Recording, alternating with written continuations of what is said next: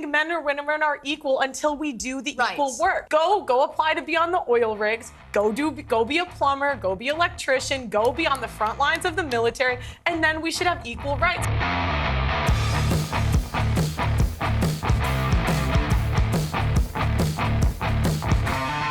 A part of your message, I've researched you today, and hang on a minute. Okay. Your big push is that you care about men, and you don't think that men are getting enough of a say. But well, I care about hang women on, too. I haven't made the point yet. Okay. Because of feminism, okay? What I wonder is when you start making calls out like repeal the 19th, women shouldn't be allowed to vote.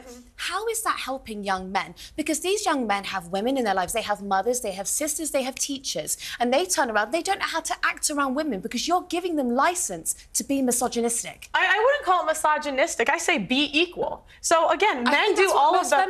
Well, then, okay, I'd love for the feminists, please apply for the oil rigs. Please go do the hard jobs in society. They're open, they're hiring, because I don't I don't think men or women are equal until we do the equal work. So no, listen. Go apply to be on the oil rigs. Go be a plumber, go be an electrician, go be on the front lines of the military, and then we should have equal rights. But until feminists are willing to do that, I don't believe we should have the freedom without the responsibility. Okay, well, I don't think that I'm physically built for that. You might be, but I'm absolutely not. You said you were volleyball. Wow. You said you were a volleyball player, and so you've got more strength than I do. I don't think but that I can do those jobs. I don't have more strength than the average man. I'm not going to take your right away to do it. I don't have more strength than the average man, but again, it goes back to go be a plumber. You want to be equal, go be equal.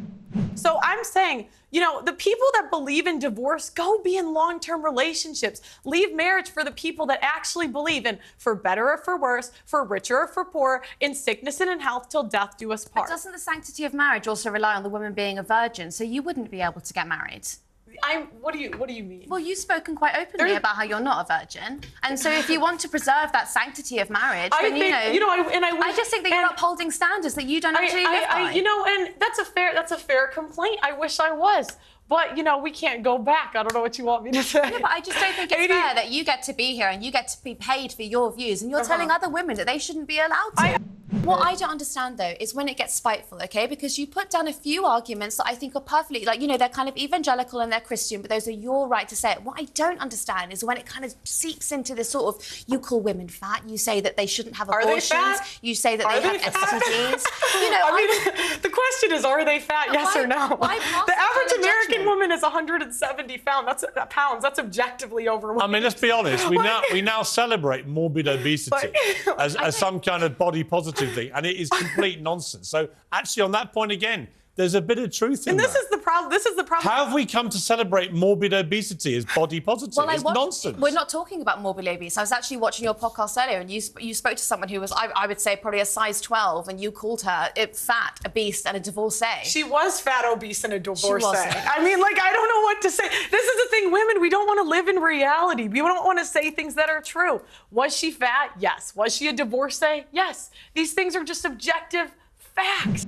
There is pretty much nothing going on the monarchist end, and the Republic demo is enormous.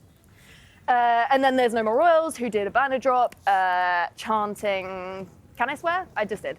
The king, feed the hungry, because that's what we want to talk about, right? You know what, Riz? They've done this. You know what, Riz? For a bright young woman who's getting a very good, expensive education, you do behave like a complete foul-mouthed idiot. You don't do yourself any favours. Why do you think coming on a show like this and just repeatedly using the F word, why do you think that makes you look any better? Yeah, I did apologise for that. You've done it 3 times. For that in advance, but that was what we said. 3 times? Yeah, F the king. Yeah, I'm happy to censor it. F the king, feed the hungry. That's what we were chanting. Because that's what we should be talking about today. The first coronation was ridiculous. It was a slap in the face of the British people. You asked for a question. It's this. Do you really think the best way to persuade people of your argument is to come on a show like this, laugh manically at people who are doing ruinous things to people's enjoyment, and then just keep swearing all the time? Do you think that really helps you? Do you think people watch this and go, she's really persuaded me, that girl? Wow, she was so eloquent, she was effective. They don't. They just think it's, again, performative, attention-seeking. You want to get your little YouTube moment, and by the way, you'll probably get one. And good for you, but no one's going to come round to your cause. Let's talk about the Ashes, Rishi Sunak, who looks like he could blow over in a stiff breeze. He's fired up about the Ashes. Is it time to revoke the visas of English elites like Piers Morgan?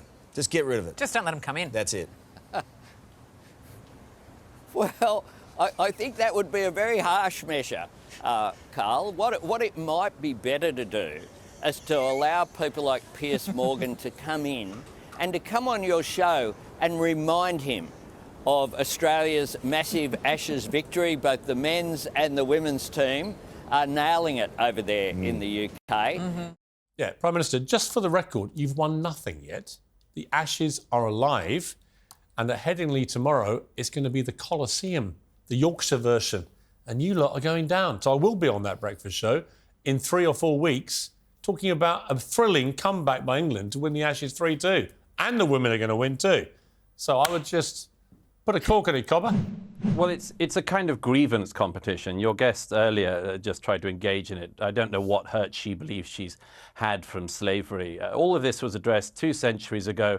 Everything has consequences. All history has consequences and ramifications. But, you know, if we were to play this fairly, we would at least look at all of the countries around the world that engaged in the slave trade who are simply not interested in any form of reparations. The Ottoman Empire, all the Arab countries who not just traded far more slaves than across the Atlantic, but castrated all the men so that there wouldn't be any more African slaves after them. They worked them to the bone. I see no interest across Africa in paying reparations for selling their brother and sister Africans into slavery or for working them to the bone to the present day. There is slavery across Africa today. In fact, there are more slaves in the world today than there were at the height of the transatlantic slave trade. So some of us are simply a bit bored of hearing people ripping at closed wounds and then crying about their hurt or their presumed hurt. Because everybody could do this. 1 million Europeans were stolen by North Africans over the course of decades of the North African Barbary pirate slave trade. Where would you end if you did that? The answer is you couldn't end, because nobody is alive who has actually suffered the hurt, and nobody is alive who did the wrong. And I'd make one other point, if I may. It's always the countries that people want to come to who are put through this struggle session. Britain, like America and France, are the most desired destinations for migrants worldwide and have been for centuries. Why is that? It's not because we're racist, it's because we're better. It's because we're good. It's because when we see racism, we actually call it out and recognize it as a sin. Try finding that across Africa. Try finding that across the Middle East or in China. Nobody would hear. So what we have is a situation where the more virtuous countries are presented as the worst countries. It's sick, and most of us are tired of it.